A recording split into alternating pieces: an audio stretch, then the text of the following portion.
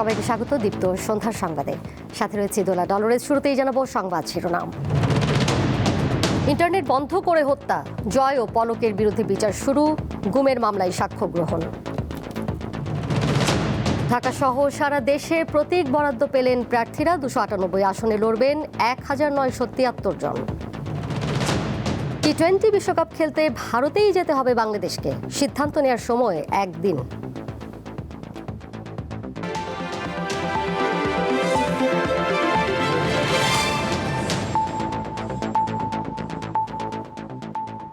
র্যাবের টিএফআই সেলে গুম নির্যাতনের মামলায় সাক্ষ্য গ্রহণ শুরু হয়েছে।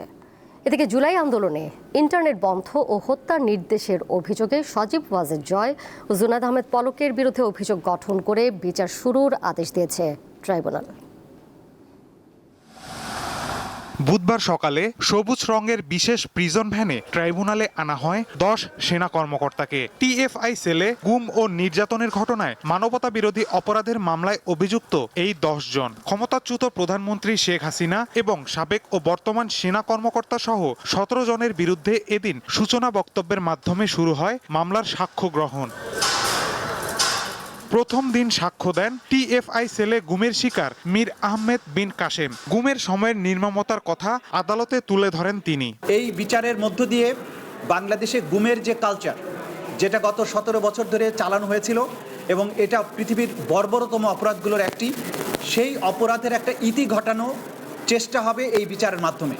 এদিকে জুলাই গণ অভ্যুত্থানে ইন্টারনেট বন্ধ ও হত্যার নির্দেশ সহ 3 অভিযোগে শেখ হাসিনার ছেলে সজীব ওয়াজেদ জয় এবং সাবেক আইসিটি প্রতিমন্ত্রী জুনায়েদ আহমেদ পলকের বিরুদ্ধে করা মামলায় আনুষ্ঠানিক বিচার শুরুর আদেশ দিয়েছে ট্রাইব্যুনাল 1। 18 ফেব্রুয়ারি শুরু হবে সূচনা বক্তব্য ও সাক্ষ্য গ্রহণ। কিভাবে ইন্টারনেট শাটডাউন করে ব্ল্যাক আউট করে দিয়ে কিভাবে গণহত্যা চালানো যায়, সেই দায়ে তাদের বিরুদ্ধে অভিযোগ গঠিত হয়েছে।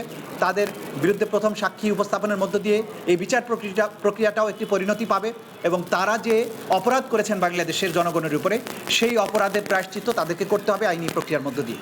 জয় ও পলকের বিরুদ্ধে আনা অভিযোগ মিথ্যা বলে দাবি করেছেন তাদের আইনজীবী। অপরাধ সংগঠনের ব্যাপারে ওনার যে অভিযোগ এসেছে, সেই অভিযোগ একদমই মিথ্যা এবং সম্পূর্ণভাবে উনি নির্দোষ। উনি আজকে কোর্টে নিজেকে নির্দোষ দাবি করে ন্যায় বিচার চেয়েছে। এদিকে কুষ্টিয়ায় 6 জনকে হত্যা সহ 3 অভিযোগে আওয়ামী লীগ নেতা মাহবুবুল আলম হানিফ সহ 4 আসামির বিরুদ্ধে করা মামলায় এবং কুষ্টিয়ায় 6 জনকে হত্যা সহ সুনির্দিষ্ট 8 অভিযোগে জাসদ সভাপতি হাসানুল হক ইনুর মামলায় সাক্ষ্য নেওয়া হয়েছে। মাহিদুর রহমান, দীপ্ত সংবাদ, ঢাকা। আসন্ন ত্রয়োদশ জাতীয় সংসদ নির্বাচনে প্রতিদ্বন্দ্বী রাজনৈতিক দল ও স্বতন্ত্র প্রার্থীদের মাঝে প্রতীক বরাদ্দ কার্যক্রম শেষ হয়েছে। ঢাকার 20টি আসনে লড়ছেন কমপক্ষে 137 প্রার্থী।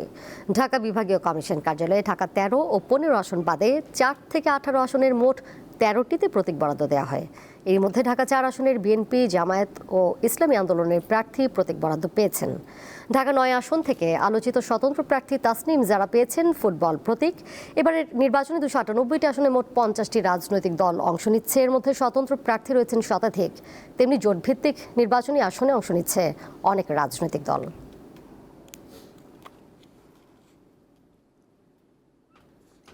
আমরা শাপলা প্রতীক চেয়েছিলাম, পরবর্তীতে আপনারা জানেন যে আমরা এই শাপলা কলি প্রতীক পেয়েছি এবং আজকে ফাইনালে আমাদের ঢাকা 8-এ নাসিরউদ্দিন পাটোয়ারি শাপলা কলি প্রতীকে এখানে আপনাদের প্রতীক বরাদ্দ দেওয়া হয়েছে। আমাদের সারা বাংলাদেশে আমাদের 10 দলীয় জোটের পক্ষ থেকে মোট 30 জন এনসিপির পক্ষ থেকে নির্বাচন করছে।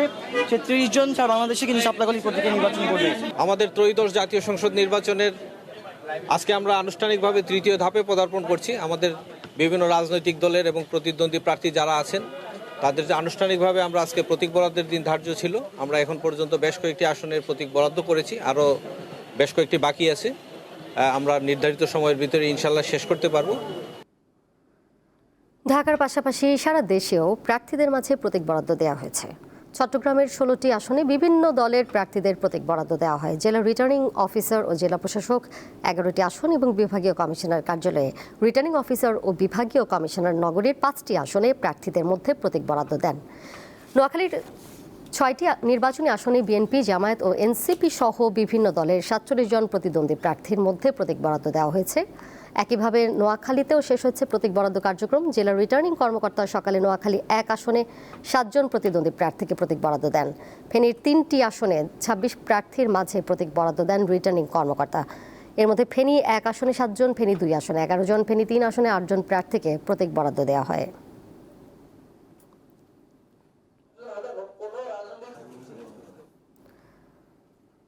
আগামী 12 ফেব্রুয়ারি 300 আসনেই জাতীয় সংসদ নির্বাচন হবে বলে জানিয়েছেন প্রধান উপদেষ্টার প্রেস সচিব শফিকুল আলম। জানান, আজ মধ্যরাত থেকেই ব্যালট পেপার ছাপা শুরু হবে। অন্তর্বর্তী সরকারের প্রধান উপদেষ্টা অধ্যাপক মোহাম্মদ ইউনূসের সভাপতিত্বে আইনশৃঙ্খলা বিষয়ে এক বৈঠকে এ তথ্য জানানো হয়। বিকেলে রাজধানীর বেইলি রোডের ফরেন সার্ভিস একাডেমিতে আয়োজিত প্রেস ব্রিফিংয়ে শফিকুল আলম এসব তথ্য জানান।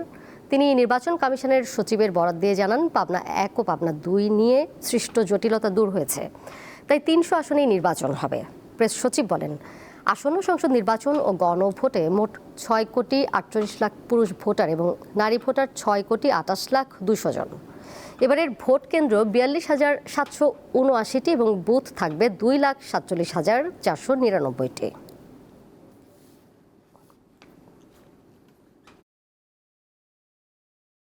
300 আসনে ইলেকশন হবে। আগে আপনি জানেন বেশ কয়েকদিন আগে পাবনা 1 ও পাবনা 2 এর ডিলিমিটেশন নিয়ে একটু শঙ্কা দেখা, ডিলিমিটেশন নিয়ে কিছু কনসার্ন রেজ করার কারণে এটা একটা আনসার্টেনিটিতে পড়েছিল। বাট এখন ইলেকশন কমিশন জানিয়েছে পাবনা 1 ও পাবনা 2 এ ইলেকশন হবে একই সাথে 12 ফেব্রুয়ারি। আজকে মিডনাইট থেকে ইলেকশন কমিশনের সচিব জানিয়েছেন যে পোস্টাল ব্যালটের ছাপা আজকের মিডনাইট থেকে শুরু হবে। আজ রাত 8টার দিকে সিলেটের উদ্দেশ্যে রওনা দেবেন বিএনপি চেয়ারম্যান তারেক রহমান। রাতেই হজরত শাহজালাল ও হজরত শাহপরানের মাজার জিয়ারত করবেন তিনি। কাল সকালে আলিয়া মাদ্রাসা মাঠে সমাবেশের মাধ্যমে ধানের শীষের পক্ষে প্রচার শুরু করবেন তারেক রহমান। বুধবার রাজধানীর গুলশানে সংবাদ সম্মেলনে দলটির কেন্দ্রীয় নির্বাচন পরিচালনা কমিটির মুখপাত্র মাহদি আমিন এ তথ্য জানান। তিনি বলেন, বৃহস্পতিবার থেকে সিলেট, মৌলভীবাজার, হবিগঞ্জ, ব্রাহ্মণবাড়িয়া, নরসিংদী ও নারায়ণগঞ্জে নির্বাচনী সমাবেশ করবেন তারেক রহমান। সফর সঙ্গী হিসেবে থাকবেন মনোনয়ন বঞ্চিত সাবেক ছাত্র ও যুবদল নেতারা।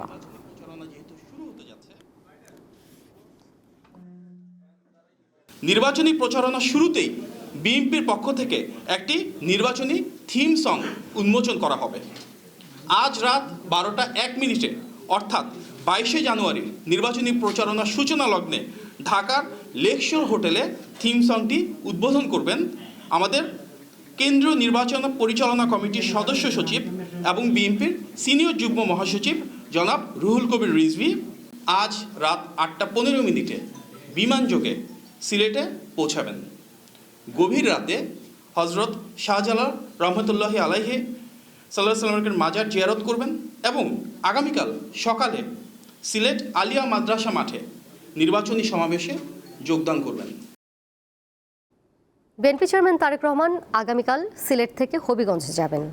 বিকেলে শায়েস্তাগঞ্জ উপজেলা পরিষদ মাঠে জনসভায় বক্তব্য রাখবেন তিনি। সমাবেশ সফল করতে ব্যস্ত দলের নেতাকর্মীরা। 2001 সালের পর এই প্রথম হবিগঞ্জের জনসভায় যোগ দিচ্ছেন বিএনপির চেয়ারম্যান তারেক রহমান। 22 জানুয়ারির সমাবেশ ঘিরে উচ্ছ্বসিত দলটির নেতাকর্মী ও সমর্থকরা। তারেক রহমানকে স্বাগত জানাতে চলছে ব্যাপক প্রস্তুতি। বিএনপির চেয়ারম্যান শায়েস্তাগঞ্জ উপজেলা পরিষদ মাঠে নির্বাচনী সমাবেশে বক্তব্য রাখবেন। জনসভা সফল করতে দফায় দফায় প্রস্তুতিমূলক সভা করছে বিএনপি।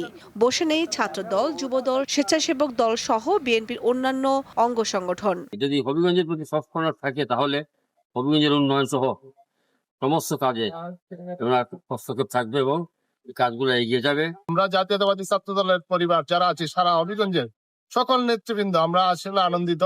আমরা অনেক আশা করি, অনেক প্রত্যাশা রাখি ওনার কাছে। উনি হবিগঞ্জবাসীর জন্য প্রতিশ্রুতি দিয়ে যাবেন অনেক কিছু, অনেক উন্নয়ন করবে। নেতাকর্মীরা বলছেন তারেক রহমানের জনসভা জনসমুদ্রে পরিণত হবে। এর মাধ্যমে বিএনপি আরও গতিশীল হবে। কমপক্ষে 2 লক্ষ মানুষ এখানে সমবেত হবেন, এটা আমাদের দৃঢ় বিশ্বাস। এবং শহীদ পরিবার যারা আছেন তাদের জন্য আমরা বিশেষ ব্যবস্থা এখানে তাদের জন্য আমরা করব। বিএনপির চেয়ারম্যানের সফর ঘিরে আইনশৃঙ্খলা রক্ষাকারী বাহিনী তৎপর রয়েছে, জোরদার করা হচ্ছে নিরাপত্তা। আমরা আমাদের তরফ থেকে আমাদের ইন্টারনাল যতটুকু নিরাপত্তা ব্যবস্থা নেওয়া প্রয়োজন সেই বিষয়ে আমরা যাচাই বাছাই করছি, বিভিন্ন প্রোগ্রাম প্রস্তুতির পর্যায়ে রয়েছে। হবিগঞ্জে জনসভা শেষে তারেক রহমানের ঢাকায় ফেরার কথা রয়েছে। কামরুন নাহার, দীপ্ত, বার্তাকক্ষ। কুষ্টিয়া দৌলতপুরের মেধাবী তরুণ খালেদুজ্জামাল অভ্রের মৃত্যু নিয়ে রহস্যের সৃষ্টি হয়েছে। ঢাকার ব্রিটিশ কাউন্সিলের এই কর্মী থাকতেন ব্যাচেলর পয়েন্ট নামে দক্ষিণ খানের একটি হোস্টেলে। সেখান থেকে তার মরদেহ উদ্ধার করা হয়। পুলিশ বলছে এটি আত্মহত্যা, কিন্তু পরিবারের দাবি সুপরিকল্পিত হত্যাকাণ্ড। অভ্রর মৃত্যু নিয়ে 2 পর্বের প্রতিবেদনে আজ প্রথম পর্ব। মোহাম্মদ খালেদুজ্জামান অভ্র মার্জিত শান্ত স্বভাবের এই যুবক কাজ করতেন ব্রিটিশ কাউন্সিলে। গত বছরের 12 ডিসেম্বর দক্ষিণ খানের গাওয়ার বাজারে ব্যাচেলর পয়েন্ট নামের হোস্টেলে ঘটে এক চাঞ্চল্যকর ঘটনা। পরিবারের কাছে খবর যায় অভ্র হোস্টেলে তার কক্ষে সিলিং ফ্যানের সাথে ঝুলে আত্মহত্যা করেছেন। অভ্রর বড় ভাই দাবি করেন ঘটনাস্থলে পৌঁছে তিনি যা দেখলেন তা কোনোভাবেই আত্মহত্যার লক্ষণের সাথে মেলে না, কারণ তার 2 হাঁটু ছিল বিছানার সাথে লাগানো আর 2 হাত ছিল পেছনের দিকে মুষ্টিবদ্ধ। রাত 12টায় সে রুমে পানির বোতল নিয়ে ঢোকে এবং তারপরে বাকি 1.5 দিনে তার কোনো ট্রেস পাওয়া যায় না। তো এই 1.5 দিনের ফুটেজ এত তাড়াতাড়ি সে কিভাবে অ্যানালাইসিস করলো? যেই অ্যানালাইসিসগুলো আমি পরবর্তীতে করে আরো সন্দেহ আমার ভিতরে স্ট্রংলি আমি বুঝতে পারি যে এটা একটা সুনির্দিষ্ট হত্যাকাণ্ড, পরিকল্পিত হত্যাকাণ্ড। এবং এখানে পুরো ঘটনা সাজানো হয়েছে। আমার ভাইকে বিভিন্নভাবে আশেপাশে হত্যা করে মানুষজন, আমি যেটা বুঝতেছি যে তাকে কেউ গলায় একটা নাইলনের বেল্ট দিয়ে, এই বেল্টটাও তার না, পরনের যে একটা বেল্ট বলছে, এই ঘটনাগুলো সব সাজানো একটা কথা আমার নামে লিখে আমাকে দিয়ে সাইন করায় নিয়েছে। মামলার তদন্তকারী দক্ষিণখান থানার সাব ইন্সপেক্টর জাহাঙ্গীরের ভূমিকা নিয়ে প্রশ্ন তুলেছে অভ্রর পরিবার। তাদের অভিযোগ আলামত সংগ্রহের চেয়ে তা নষ্ট করতেই বেশি উৎসাহী ছিল পুলিশ। এসআই জাহাঙ্গীর সুরতহাল নথিতে লিখেছেন নিহতের বড় ভাই নিজে দড়ি কেটে মরদেহ নামিয়েছেন, কিন্তু পরিবার বলছে ভিন্ন কথা। আমি বলি এখানে তো আমি আগে আসি নাই, আপনি আগে আসছেন, আপনি বডি নামাইছেন, আমাকে কেন এখানে এগুলো সব কথাবার্তা লেখাচ্ছেন যে আমি এসে নামাই এগুলো? তো এই জিনিসগুলো নিয়ে তখন বারবার বলার পরেও তারা বলে যে এটাই সিস্টেম, এভাবে প্রসেস, আমি এগুলো জানেন না কিভাবে করতে হয়। বিষয়টি নিয়ে তদন্তকারী কর্মকর্তা সরাসরি কথা না বললেও মোবাইল ফোনে জানান নিয়ম মেনেই সুরতহাল করা হয়েছে। লাশটা যেভাবে আছে জাস্ট নামায় শোয়া রাখছি যে ওনারা আসে নিজে পরিস্থিতিটা দেখো, নাহলে আমরা তো লাশ প্যাক করে আমরা থানায় নিতে পারতাম। তা ভাবলাম যে না, ওনারা নিজেই পরিস্থিতির সারাউন্ডিংসটা দেখো, তারপরে ওনারা সহ আমরা নিয়ে তারপরে থানায় নিয়ে গেছে। যে কক্ষটিতে খালেদুজ্জামালের মরদেহ পড়েছিল সেটিতে এখন তালা দেওয়া, তবে তার ফ্লোরমেট ও স্থানীয় দোকানিরা জানান আত্মহত্যার কোনো লক্ষণ তারা দেখেননি। এখানে আসতো, চা মানি খাইতো, আলাপ টালাপ করতো, কেমন আছো এই দিকগুলোই বাড়ি চলে যেত, এছাড়া অন্য কোনো মারা যাওয়ার মতো কোনো ফেস এর মতো দেখি নাই, ভাবতে পারি না যে মারা যাবে। নর্মালি আমার সাথে মিশতো, নর্মালি আমরা বাইরে যেতাম, চা খেতাম, তো আমরা 2-3 জন এখান থেকে একসাথেই ওই একই সাথে নিচে যেতাম, চা খেতাম।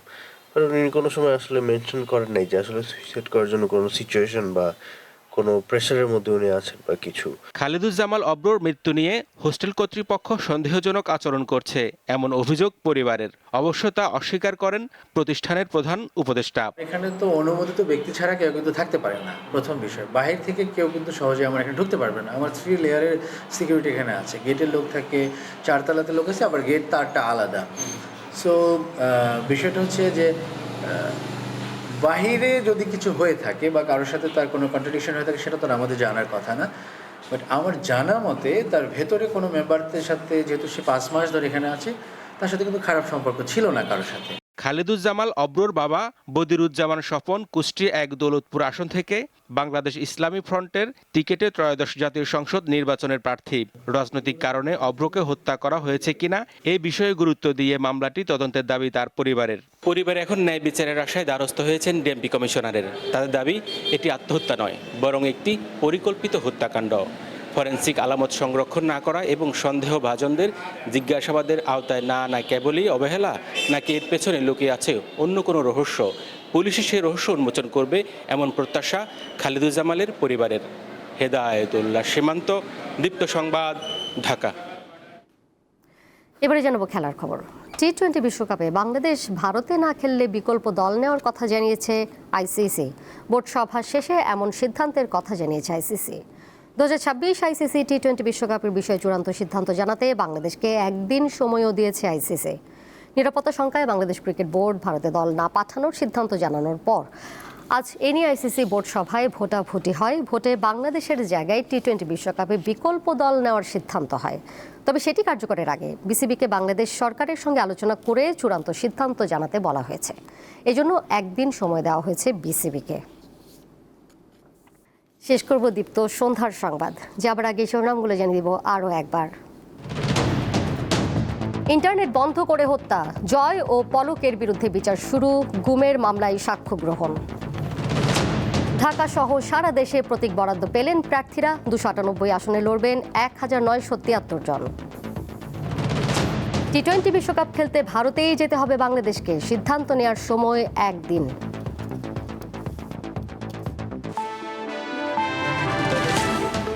এই ছিল এখনকার মতো। পরের সংবাদ দেখবেন রাত 11টায়। এছাড়াও আরও তথ্য এবং বিনোদনের নানা খবর জানতে যুক্ত থাকুন দীপ্ত ডিজিটাল প্ল্যাটফর্মে। ধন্যবাদ সবাইকে এতক্ষণ সাথে থাকার জন্য।